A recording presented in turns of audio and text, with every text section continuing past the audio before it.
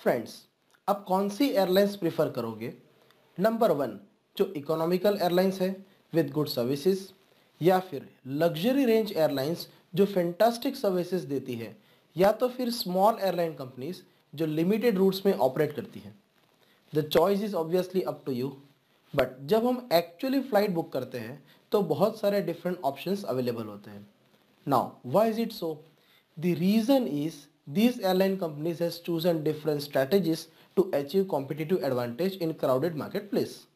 Now, economical airlines ने cost cutting strategy अपनाई है और इससे जो कॉस्ट सेविंग होगी वो कस्टमर्स को पास कर दी in the form of lower ticket prices.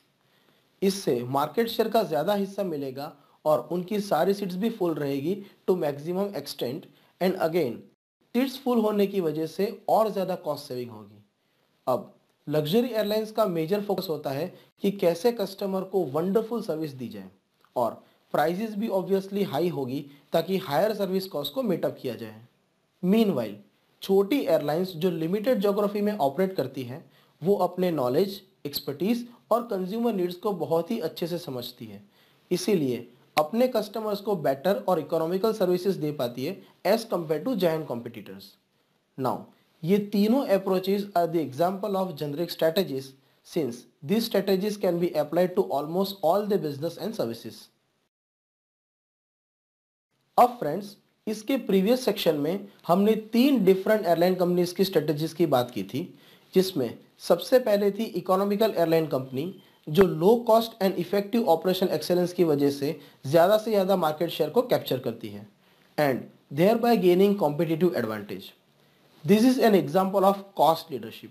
It is all about developing the edge to take away sales from your competitors, and there are two ways to achieve cost leadership.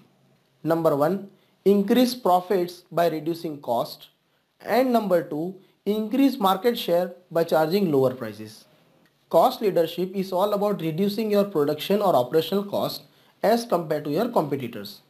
But friends, यदि आप सही में industry leader बने रहना चाहते हो तो सिर्फ लो कॉस्ट प्रोडक्शन या फिर ऑपरेशनल एक्सेलेंस से काम नहीं चलेगा, क्योंकि आपके कॉम्पिटिटर्स भी ऑपरेशनल एक्सेलेंस और कॉस्ट बेनिफिट के जरिए प्राइजेस को ड्रॉप डाउन कर सकते हैं। यदि आप लॉन्ग टर्म सस्टेनेबिलिटी पाना चाहते हो तो लो कॉस्ट प्रोडक्शन के साथ साथ आपको और भी फैक्टर्स पर फोकस करना होगा। For example, access to capital needed to invest in technology, number two, very efficient logistics, and number three, a low cost base, labour, materials, facilities. यानी इन शॉर्ट आपको ऑपरेशनल एक्सेलेंस के जरिए ज़्यादा से ज़्यादा कॉस्ट को डाउन करना है। फ्रेंड्स, हमने फर्स्ट सेशन में बात की थी लग्जरी एयरलाइंस की, और उनका कॉम्पिटिटिव एडवांटेज है एक्सेलेंट सर्विसेज और यूनिक हाई वैल्यू सर्विसेज जिसके लिए कस्टमर से हायर प्राइसेस चार्ज किए जाते हैं। This is basically differentiation strategy, जिसमें unique products and services provide करना होता है जो आपके कॉम्पिटिटर्स नहीं दे पाते। अब ये डिपेंड करेगा आपके इंडस्ट्री, प्रोडक्ट्स और सर्विसेज पर। जनरली डिफरेंशिएशन को अचीव किया जाता है with uniqueness, extra features, higher functionality, durability, after sale supports etcetera. Here you have to focus on three things. Number one, constantly you have to do good research, development and innovation, the ability to deliver high quality products and services, and number three, effective sales and marketing so that your market really understand the benefit offered by the differentiation offering. Again friends, first section में हमने बात की थी छोटी airlines की जो limited geography में बड़ी कंपनीज के कंपैरिजन में लोअर प्राइसेस और better products and services provide करती है। This is called focus strategy. Focus strategy में दो तरीके से आप कॉम्पिटिटिव एडवांटेज पा सकते हो।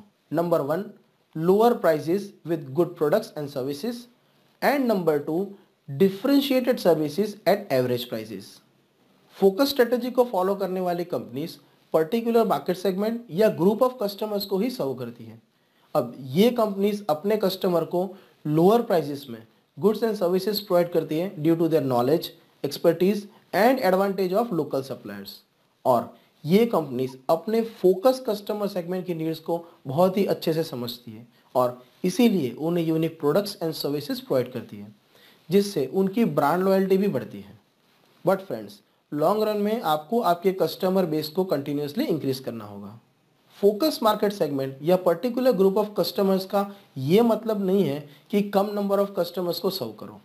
यहाँ पर फोकस मार्केट सेगमेंट का मतलब है कि किसी पर्टिकुलर टाइप, क्लास या ज्योग्राफी पर फोकस करो और इसी फोकस मार्केट सेगमेंट में आपको आपके कस्टमर बेस को कंटिन्यूअसली इंक्रीज करना होगा। फ्रेंड्स, आप ऑलरेडी कोई एक स्ट्रेटेजी को फॉलो कर ही रहे होंगे, बट अभी आपको रिसर्च करना होगा कि क्या आपके बिजनेस में स्ट्रेटेजी को चेंज करने की ज़रूरत है या तो एग्जिस्टिंग स्ट्रेटेजी में इंप्रूवमेंट्स लाने की ज़रूरत है। बट फ्रेंड्स, हो सके तो सेम बिजनेस में एक से ज़्यादा स्ट्रेटेजी को इम्प्लीमेंट मत करना।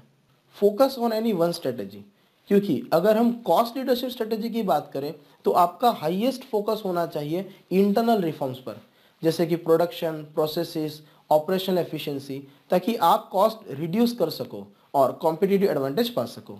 और on the contrary, differentiation strategy में आपको आउटवर्ड फेसिंग रिफॉर्म्स पर फोकस करना होगा, जैसे कि product innovation, new features, functionality, creative ideas and future needs of your customers etcetera.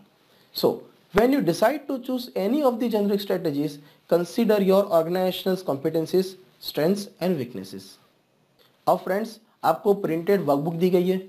उस वर्कबुक में आपको इन 9 क्वेश्चंस के आंसर्स को लिखना है ताकि आप इन स्ट्रेटेजीज को अच्छे से समझ पाओ और आपके बिजनेस के लिए कौन सी सही स्ट्रेटेजी है उसे आप इंप्लीमेंट कर सको।